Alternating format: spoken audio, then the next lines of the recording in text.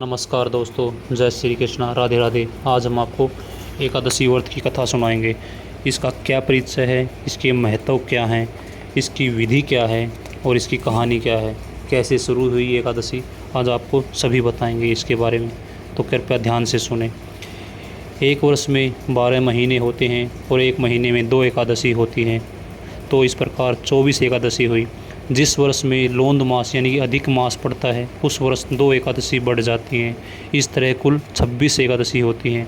उनके नाम इस प्रकार हैं: उत्पन्ना एकादशी, मोक्षदा एकादशी, सफलता एकादशी, पुत्रदा एकादशी, सटलिता एकादशी, जया एकादशी, विजया एकादशी, आमलकी एकादशी, पाप मोचनी एकादशी, कामदा एकादशी, बरोथनी एकादशी, मोहिनी एकादशी, अपरा एकादशी, निर्जला एकादशी, योगिनी एकादशी, देवशयनी एकादशी, कामिका एकादशी, पुत्रदा एकादशी, अजा एकादशी, परिवर्तनी एकादशी, इंदिरा एकादशी, पासा कुशा एकादशी, रमा एकादशी। ये होगी 24 एकादशी। 24वीं एकादशी देवोत्थानी एकादशी। एवं अधिक मास की दोनों एकादशियों के नाम इस प्रकार हैं: 25वीं है पद्मिनी एकादशी और परमा एकादशी। टोटल हुई 26 एकादशी। ये सब एकादशी यथा नाम यथा फल देने वाली होती हैं। जैसा नाम वैसा फल देती है ये। 26 एकादशियों के महत्व का वर्णन करते हैं। अभी आपको बताते हैं इनका क्या महत्व है। जो पुण्य चंद्र या सूर्य ग्रहण से स्नान या दान देने से होता है, तथा जो पुण्य अन्न दान, जल दान, सवर्ण दान, भूमि दान, गोदान, कन्यादान तथा अश्वमेघ आदि यज्ञ करने से होता है, जो पुण्य तीर्थ यात्रा तथा कठिन तपस्या करने से होता है, उससे कहीं अधिक पुण्य एकादशी व्रत करने से होता है। एकादशी व्रत रखने से शरीर स्वस्थ रहता है, आंतड़ियों का मैल दूर हो जाता है, हृदय शुद्ध हो जाता है, श्रद्धा भक्ति उत्पन्न हो जाती है। प्रभु को प्रसन्न करने का मुख्य साधन एकादशी का व्रत है। एकादशी व्रत करने वाले के पितृ कुयोनि को त्याग कर स्वर्ग में चले जाते हैं। एकादशी व्रत करने वाले के 10 पुरखे पितृ पक्ष के और 10 पुरखे मातृ पक्ष के तथा 10 पुरखे पत्नी पक्ष के बैकुंठ हो जाते हैं। दूध, पुत्र, धन और कीर्ति को बढ़ाने वाले एकादशी का व्रत है। एकादशी का जन्म भगवान श्री कृष्ण के शरीर से हुआ। यह प्रभु के समान पतित पावनी है, अतः आपको लाखों प्रणाम है। अभी हम आपको एकादशी व्रत की विधि के बारे में बताएंगे। व्रतधारी को 10वीं के दिन मांस और प्याज तथा मसूर की दाल इत्यादि निषेध वस्तुओं का त्याग करना चाहिए। रात्रि को ब्रह्मचार्य रखें। स्त्री से रमण नहीं करना चाहिए। प्रातः एकादशी को लकड़ी के दातुन न करें। नींबू, जामुन या आम के पत्ते लेकर चबा लें और उंगली से कंठ शुद्ध कर लें। वृक्ष से पत्ता तोड़ना भी वर्जित होता है इस दिन, अतः सवै गिरा हुआ पत्ता लेकर सेवन करें। फिर स्नान तथा मंदिर में जाना चाहिए। गीता का पाठ करना या सुनना चाहिए। प्रभु के सामने यह प्रण करना चाहिए कि आज मैं चोर, पाखंडी और दुराचारी मनुष्य से बात नहीं करूँगा या नहीं करूँगी और न ही किसी के दिल को दुखाऊंगा। गौ माता ब्राह्मण को फल देकर प्रसन्न करूँगा। रात्रि को जागरण कर कीर्तन करूँगा।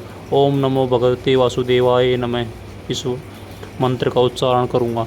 इस 12 अक्षर के अंत मंत्र का जाप करूँगा। राम, कृष्ण, नारायण इत्यादि विष्णु सहस्त्र नाम को कंठ का भूषण बनाऊँगा। ऐसी प्रतिज्ञा करके मंदिर में प्रार्थना करें कि मेरी लाज आपके हाथ में है, अतः मेरे प्रण को पूरा करना। यदि अचानक भूलकर किसी निंदक से बात कर बैठे तो उसका पाप दूर करने को सूर्य नारायण के अर्थ के दर्शन तथा धूप दीप से भगवान की पूजा कर क्षमा मांग लेनी चाहिए। एकादशी के दिन झाड़ू नहीं लगानी चाहिए, क्योंकि इससे चींटी आदि मर जाते हैं, तथा बाल नहीं कटवाने चाहिए और अधिक न बोलना चाहिए। अन्न का दान देना चाहिए। अन्न दान लेना भी वर्जित है।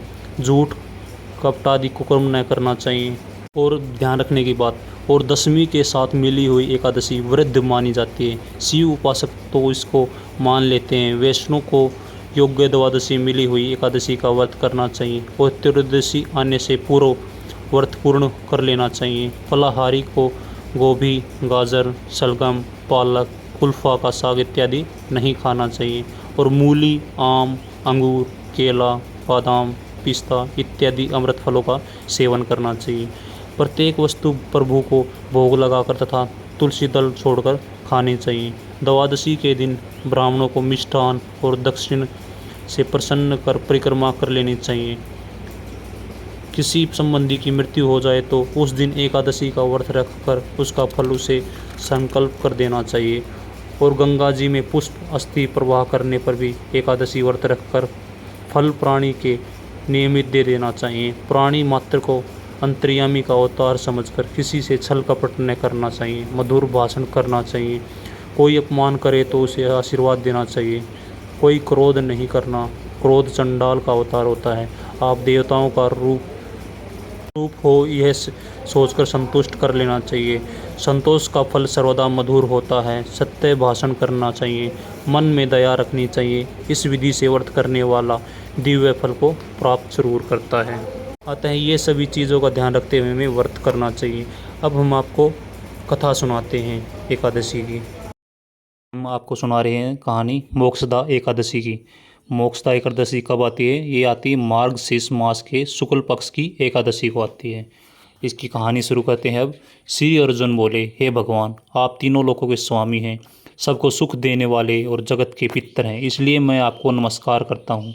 हे देव, आप सबके हितैषी हैं, कृपया कर मेरे इस एक संशय को दूर कीजिए। मार्गशीर्ष माह के शुक्ल पक्ष में जो एकादशी होती है उसका नाम क्या है? उस दिन कौन से देवता की पूजा होती है और उसकी विधि क्या है? भगवान, मेरे इन प्रश्नों का विस्तार सहित उत्तर देकर मेरे संदेह को दूर कीजिए, आपकी बड़ी कृपा होगी। भगवान श्री कृष्ण बोले, हे अर्जुन, तुमने अत्यंत उत्तम प्रश्न किया है, इसलिए तुम्हारा यश संसार में फैलेगा। और तुम ध्यानपूर्वक सुनो। मार्गशीर्ष माह के शुक्ल पक्ष की एकादशी अनेकों पापों को नष्ट करने वाली है। यह मोक्षदा के नाम से प्रसिद्ध है। इस दिन श्री दामोदर भगवान की पूजा धूप, दीप, नैवेद्य आदि से भक्ति पूर्वक करनी चाहिए। हे अर्जुन, अब मैं एक पुराण की कथा कहता हूँ। इस एकादशी के व्रत के पुण्य के प्रभाव से नरक में गए हुए माता पिता पुत्र आदि को स्वर्ग की प्राप्ति होती। इसकी कथा इस प्रकार है, तुम ध्यानपूर्वक सुनो। अभी हम आपको मोक्षदा एकादशी की कथा सुनाते हैं, ध्यान से सुनना। प्राचीन गोकुल नगर में वेखनास नाम का एक राजा राज्य करता था। उसके राज्य में चारों वेदों के ज्ञाता ब्राह्मण रहते थे। एक रात्रि को सौपन में राजा ने अपने पिता को नरक में पड़ा देखा। उसको सौपन में देखकर बड़ा आश्चर्य हुआ और प्रातःकाल होते ही वह ब्राह्मणों के सामने अपनी सौपन तथा कथा सुनाने लगा। हे ब्राह्मणों, रात्रि के सौपन में मैंने अपने पिता को नरक में पड़ा देखा और उन्होंने मुझसे कहा, हे पुत्र, अब नरक भोग रहा हूँ, मेरी यहाँ से मुक्ति कराओ। जब से मैंने उनके यह वचन सुने तब से मुझे चैन की नींद नहीं आई है। मुझे अब राज, सुख, ऐश्वर्य, हाथी, घोड़े, धन, स्त्री, पुत्र आदि सब कुछ सुखदायक प्रतीत नहीं होते। अब से मैं क्या करूं, कहाँ जाऊं? इस दुख के कारण मेरा शरीर तप रहा है। आप लोग मुझे किसी प्रकार का तप, दान, व्रत आदि बतावें जिससे मेरे पिता को मुक्ति प्राप्त हो। राजा के ऐसे वचनों को सुनकर ब्राह्मण बोले, हे राजन, यहाँ से समीप ही वर्तमान भूत भविष्य के ज्ञाता एक पर्वत नाम के मुनि हैं। आप यह सब बातें उनसे जाकर पूछ लीजिए, वे आपकी इसकी विधि बता देंगे। राजा ऐसा सुनकर मुनि के आश्रम पर गए। उस आश्रम में अनेकों शांत चित्त योगी और मुनि तपस्या कर रहे थे। उस समय चारों वेदों के ज्ञाता पर्वत मुनि दूसरे ब्रह्मा के सामने बैठे हुए थे। राजा ने जाकर उनको साष्टांग प्रणाम किया। पर्वत मुनि ने उन्हें राजा से कुशलेक्षम पूछी। तब राजा बोले, हे देवर्षि, आपकी कृपा से मेरे राज्य में सब कुशल है, परंतु अकस्मात यह विघ्न आ गया है जिससे मुझे अशांति हो रही है। अब आप कृपया करके मेरे इस संशय को दूर कीजिए। ऐसा सुनकर पर्वत मुनि ने एक मुहूर्त के लिए नेत्र बंद कर दीजिए और भूत भविष्य को विचारने लगे। फिर बोले, हे राजन, मैंने योग बल के द्वारा तुम्हारे पिता के समस्त कुकर्मों का ज्ञान प्राप्त कर लिया है। उन्होंने पूर्व जन्म में कामातुर होकर सोत कहने पर अपनी दूसरी रानी को ऋतुदान मांगने पर भी ये नहीं दिया। उसी पाप का कर्म के फल के से तुम्हारे पिता नरक में गए हैं। तब राजा बोले, हे भगवान, मेरे पिताजी के उद्धार के लिए मुझे क्या करना होगा, मुझे उपाय बताएं। तब पर्वत मुनि बोले, हे राजन, मार्गशीर्ष मास के शुक्ल पक्ष में जो एकादशी होती है उस एकादशी का आप उपवास करें और उस उपवास के पुण्य को अपने पिता को संकल्प छोड़ दें।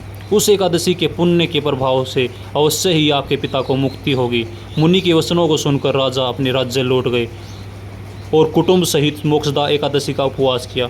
उस उपवास के पुण्य को राजा ने अपने पिता को दे दिया।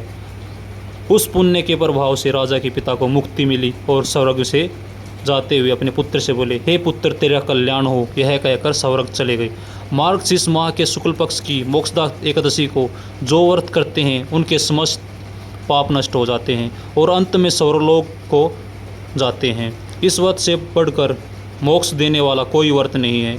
इस कथा को सुनने व पढ़ने से वाजपेयी यह यज्ञ फल मिलता है। यह व्रत मोक्ष देने वाली चिंतामणि के समान है। सभी आप इस व्रत को ज़रूर करें और अपने इस व्रत को अपने माता पिता पुत्र आदि को स्वर्ग की प्राप्ति करने के लिए इसको समर्पण करें। कैसी लगी आपको हमारी कहानी एक बार कमेंट में ज़रूर बताना। जय श्री कृष्णा, राधे राधे।